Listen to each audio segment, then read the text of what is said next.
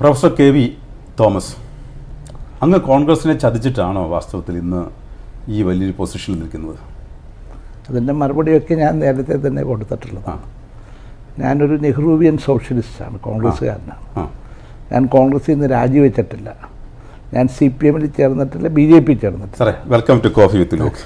നമുക്കൊരു കോഫി കുടിച്ച് സംസാരിച്ചാൽ അതിനൊരു ഉച്ചിരി കൂടും.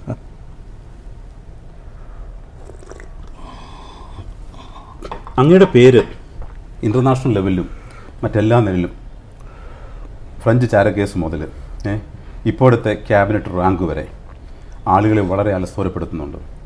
അങ്ങേക്ക് 78 വയസ്സായി. പല ചുറുചുറുക്കോടെ സംസ്ഥാന ഗവൺമെൻറ് പിണറായി വിജയൻ എന്ന് പറഞ്ഞ വളരെ ശക്തനായ അജഞ്ചലനായൊരു നേതാവാണ് അദ്ദേഹം. കേന്ദ്രമന്ത്രിയായിരുന്നു, അതുപോലെ ഫുഡ് ആൻഡ് ഇൻഡസ്ട്രി വകുപ്പിൻ്റെ മന്ത്രിയായിരുന്നു. നിരവധി ഏറികൾ അങ്ങയുടേതായ ഒരു കയ്യൊപ്പ് ചാർത്തിയിട്ടുണ്ട്. പക്ഷേ സ്വന്തം പാർട്ടിയിൽ നിന്ന് അങ്ങേക്കൊരു സ്വീകാര്യത അവസാനം കിട്ടിയില്ല. അത് അങ്ങാണോ കാരണക്കാരൻ, അതോ പാർട്ടിയാണോ എന്നെനിക്ക് തോന്നിയിട്ടില്ല. പാർട്ടി എന്ന് പറയുന്നത് ജനങ്ങളുടെ പാർട്ടിക്കാരാണ്, നേതാക്കന്മാർ മാത്രമല്ല. ഇന്നും ഞാൻ പാർട്ടിയിലെ അംഗങ്ങളുമായിട്ടൊക്കെ നല്ല ബന്ധമാണ് എനിക്കുള്ളത്. നേതാക്കന്മാർ നല്ല ബന്ധമുള്ളത്. 2019 ഒരു പ്രത്യേക സാഹചര്യത്തിലാണ് എനിക്ക് സീറ്റ് നിഷേധിക്കുന്നത്. ഇത് നിഷേധിക്കുന്നതിനോട് അഭിപ്രായ വ്യത്യാസമൊന്നുമില്ല. കാരണം ഞാൻ ദീർഘകാലം MP-യും MLA-യും കേന്ദ്രമന്ത്രിയും സംസ്ഥാന മന്ത്രിയായിരുന്നു. പക്ഷെ എന്നോടൊന്ന് പറയേണ്ടിയിരുന്നു. മാത്രമല്ല 2018 ഞാൻ ചോദിച്ചതാണ്, അടുത്തവണ ഞാൻ മത്സരിക്കണോ, അങ്ങനെ മത്സരിക്കുന്നില്ലെങ്കിൽ പാർട്ടിയിലൊരു പോസ്റ്റ് തരണം, നന്നായിരിക്കും. കാരണം കോൺഗ്രസ് ആകുമ്പോൾ സ്വാഭാവികമായിട്ടും നമുക്കൊരു ഇങ്ങനെ പോസ്റ്റ് വേണം. അപ്പോൾ എന്നോട് പറഞ്ഞാൽ അങ്ങനെ ആലോചിച്ചിട്ടില്ല. അത് അന്നത്തെ KPC പ്രസിഡന്റും മുല്ലപ്പള്ളി രാമചന്ദ്രനും ഉമ്മൻചാണ്ടിയും രമേശും ഒക്കെ പറഞ്ഞത് മാഷില്ലാതെ എന്താ എറണാകുളം. അപ്പോൾ അങ്ങനെ ഞാൻ കാത്തിരിക്കുമ്പോഴാണ് TV-യിലൂടെ ഇത് അറിയുന്നത്. അപ്പം കോൺഗ്രസ്സുകാർ പറയുന്ന, അല്ലെങ്കിൽ അതിനകത്ത് വേറൊരു ജനറേഷൻ ഗ്യാപ്പ് വന്നിട്ടുണ്ട്. കാരണം ഗാന്ധി കുടുംബമായിട്ട് അങ്ങേക്ക് വലിയ ബന്ധമായിരുന്നു. അങ്ങ് അത്രമാത്രം സ്വാധീനമുള്ള ഒരാളായിരുന്നു. രണ്ടാമത്തത്, അടുത്ത ജനറേഷൻ വന്നു കഴിഞ്ഞപ്പോഴത്തേക്ക് അങ്ങേ ഉൾക്കൊള്ളാൻ പറ്റാതായതാണോ, അല്ലെങ്കിൽ മറ്റു ചിലരുടെ, അല്ലെങ്കിൽ പിന്നെ ആഗമനമാണോ? എനിക്ക് ഗാന്ധി കുടുംബവുമായിട്ട് സോണിയാജിയായിട്ട് നല്ല ബന്ധം, അന്നും ഇന്നും നല്ല ബന്ധമാണ്. ചെറിയ അഭിപ്രായ വ്യത്യാസങ്ങൾ നമ്മുടെ തന്നെ സുഹൃത്തുക്കൾ, പ്രത്യേകിച്ച് രാഹുൽ ഗാന്ധിയുടെ അടുത്ത് എത്തിക്കുകയും അതിൻ്റെ കൂടി പശ്ചാത്തലത്തിലാണ് എനിക്ക് സീറ്റ് നിഷേധിക്കുന്നത്. ഞാൻ പിന്നീട് മനസ്സിലാക്കിയത് സെൻട്രൽ ഇലക്ഷൻ കമ്മിറ്റി കൂടിയപ്പോൾ ഞാൻ നിൽക്കുന്നതിന് എറണാകുളത്ത് അഭിപ്രായ വ്യത്യാസമുണ്ട് പാർട്ടി നേതാക്കന്മാർക്ക്. അതുകൊണ്ട് ഇത്തവണ നിൽക്കണ്ട എന്ന് രാഹുൽ പറഞ്ഞപ്പോൾ മൻമോഹൻ സിംഗ് ചോദിച്ചു, എന്താ കുഴപ്പം, അദ്ദേഹത്തെ പറ്റി സീനിയറായ ആളുകളുണ്ടല്ലോ. ഇന്ദിരാഗാന്ധി അതേ ചോദ്യം ചോദിച്ചു.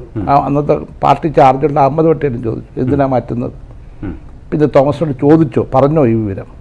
അത് പറയാത്ത ശരിയല്ല. എന്നാൽ ശേഷം എന്നെ വിളിക്കുന്നതും എന്നോട് സോണിയാഗാന്ധി പിറ്റേ ദിവസം സംസാരിക്കുന്നതും.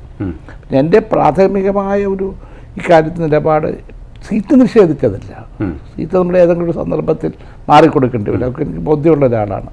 പക്ഷേ എന്നോടൊന്ന് പറയാമല്ലോ, ഞാൻ ഈ പാർട്ടിയോടൊപ്പം പൊട്ടി മുളച്ച ഒരാളാണ്. മാത്രമല്ല, പാർട്ടിയിലൊരു സ്ഥാനമോ ഇന്നോ ഇല്ലെങ്കിൽ ഒരു ചെയർ പോലും കിട്ടത്തില്ല.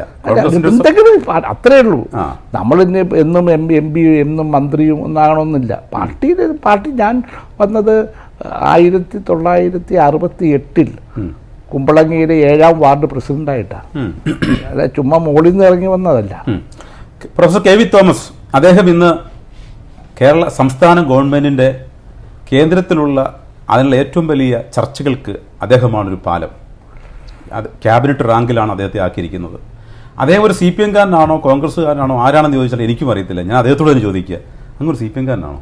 ഞാൻ പറഞ്ഞു കഴിഞ്ഞല്ലോ, ഞാൻ CPM അല്ല, ഞാൻ BJP അല്ല, ഞാനൊരു നെഹ്റുവിയൻ സോഷ്യലിസ്റ്റ് കാഴ്ചപ്പാടുള്ള കോൺഗ്രസ്സുകാരൻ. പക്ഷേ അങ്ങേക്ക് നരേന്ദ്രമോദിജിയുമായിട്ടൊക്കെ നല്ല ബന്ധമുണ്ട്. നല്ല ബന്ധമാണ്. ആ ബന്ധത്തിന്റെ അടിസ്ഥാനം എന്തുവായിരുന്നു? എന്ന് വെച്ചാൽ ഞാനിവിടെ 2001 സംസ്ഥാന ഫിഷറീസ് മന്ത്രിയായിരുന്ന സന്ദർഭത്തിൽ കേരളത്തിൽ നിന്ന് ആയിരക്കണക്കിന് സ്ത്രീകളാണ് ഗുജറാത്തിൽ ഈ പീരിയൻ ഷെഡുകളിലൊക്കെ പോയിരുന്നത്. അവർക്ക് ഒത്തിരി പ്രശ്നങ്ങളുണ്ടായിരുന്നു. ആ സന്ദർഭത്തിൽ ഞാൻ നരേന്ദ്രമോദി മുഖ്യമന്ത്രിയാണ്, അദ്ദേഹത്തെ ഫോണിൽ വിളിക്കും, അല്ലെങ്കിൽ ഞാൻ അദ്ദേഹത്തെ പോയി കാണും, അല്ലെങ്കിൽ ഞങ്ങൾ രണ്ടുപേരും ഒന്നിച്ച് ഡൽഹി വെച്ച് കാണും. ഒരു കാര്യത്തിൽ എനിക്ക് അദ്ദേഹത്തിന് അഡ്മിറേഷൻ ഉണ്ട്, കാര്യങ്ങൾ ഏറ്റാൽ നടക്കും, നമുക്കൊരു കോൺഫിഡൻസ് ഉണ്ട്. അപ്പോൾ കാര്യങ്ങൾ പറഞ്ഞു കഴിഞ്ഞാൽ പരിഹാരം ഉണ്ടാകും. അത് സംസ്ഥാന ഗവൺമെൻറ് പല കാര്യങ്ങളും ഇപ്പോൾ കേന്ദ്ര ഗവൺമെൻറ്റിൽ നിന്ന് യാതൊരു ഉപദ്രവമൊന്നുമില്ല. അത് അങ്ങാണോ അതിൻ്റെ ഒരു മെയിൻ? അല്ല, ഞാൻ എന്നെക്കൊണ്ട് ചെയ്യാവുന്ന സഹായമുണ്ട്. മുഖ്യമന്ത്രിക്ക് അവിടെ ഒരു സ്വാധീനമുണ്ട്. പിണറായി വിജയനെ ഏറ്റവും കൂടുതൽ ആദരിക്കുകയും ബഹുമാനിക്കുകയും ചെയ്യുന്ന ഒരു പ്രധാനമന്ത്രിയായിട്ട് നരേന്ദ്രമോദി ഞാൻ കണ്ടിട്ടുള്ളത്. അതിന് കാരണങ്ങളുണ്ട്. കാരണം ഗെയിൽ പ്രോജക്റ്റ്, ഞാൻ കൂടി കേന്ദ്രമന്ത്രിയായപ്പോൾ ഗെയിൽ പ്രോജക്റ്റ് പറയുന്നത് നടപ്പിലാക്കാൻ അതെ അത് പോയില്ല. ഒറ്റ പ്രോജക്റ്റായിട്ട് ഗുജറാത്തിൽ ഒതുങ്ങിപ്പോയാൽ 2 പ്രോജക്റ്റായിരുന്നു. ഒറ്റ പ്രോജക്റ്റ് ഗുജറാത്തിൽ കൊടുത്തപ്പോഴാണ് ക്യാബിനറ്റിൽ ഞാൻ വയലാർജിയൊക്കെ കൂടി ശരിയല്ല, ദക്ഷിണേന്ത്യക്ക് വേണം, അങ്ങനെ വൈപ്പിന് കൊണ്ടുവരുന്നത്. ആ പ്രോജക്റ്റ് 3 മുഖ്യമന്ത്രിമാർ വന്നും നടപ്പിലാക്കാൻ പറ്റിയില്ല. പിന്നീട് നരേന്ദ്രമോദി ചോദിച്ചു ഇതാര് നടപ്പിലാക്കുന്നത്, അത് ഇത് നിർത്തിക്കളഞ്ഞാലോ എന്നാലോചിച്ചപ്പോഴാണ് പിണറായി വിജയൻ മുഖ്യമന്ത്രിയാകുന്നത്, ഡൽഹിയിൽ വരുന്നത്. അദ്ദേഹം ഞാൻ നടത്താം. പക്ഷേ നമ്മുടെ ബഹുമാനപ്പെട്ട മുഖ്യമന്ത്രി പിണറായി വിജയൻ അദ്ദേഹത്തിന് വലിയൊരു എതിരൊരു വിരുദ്ധത കേരളത്തിലുണ്ട്. നമുക്ക് ഈ അടുത്ത സമയങ്ങളൊക്കെ വിരുദ്ധത ഇല്ലാത്ത ഏത് നേതാവ് ഇവിടെ ഉണ്ടായിട്ടില്ല. കരുണാകരനെതിരായിട്ട് ഇറങ്ങിയിട്ടില്ലേ, AK ആന്റണിക്കെതിരായിട്ട് ഇറങ്ങിയിട്ടില്ലേ, ഉമ്മൻചാണ്ടിക്കെതിരായിട്ട് ഇറങ്ങിയിട്ടില്ലേ? അപ്പോൾ ജനങ്ങളോടൊപ്പം നിന്ന് കേരളത്തിന്റെ വികസന പദ്ധതികളൊക്കെ നടപ്പിലാക്കുമ്പോൾ കേരളത്തിന്റെ സ്വാഭാവികമായ എനിക്കറിയാം ബഹുമാനപ്പെട്ട പിണറായി വിജയൻ അല്ലെങ്കിൽ മുഖ്യമന്ത്രി ഒരു അജഞ്ചലനായ മനുഷ്യനായിട്ടാണ് എനിക്ക് എൻ്റെ അനുഭവത്തിലുള്ള സ്വാഭാവികം. അദ്ദേഹം ഇത്തരം ഭീഷണിയോ ആരോപണങ്ങളോ കൊണ്ടൊന്നും പൂസുന്ന ഒരാളല്ല. അതാണ് അദ്ദേഹത്തിന് എനിക്ക് ഇഷ്ടം. ഞാൻ ലീഡറെ സ്നേഹിക്കുന്നത് പോലെ തന്നെയാണ് പിണറായി വിജയനെ കാണുന്നത്. അപ്പോൾ അദ്ദേഹത്തോടുള്ള ഒരു ഇൻട്രസ്റ്റ് ആണോ അങ്ങേ ഡൽഹിയിലേക്ക് നയിച്ചത്?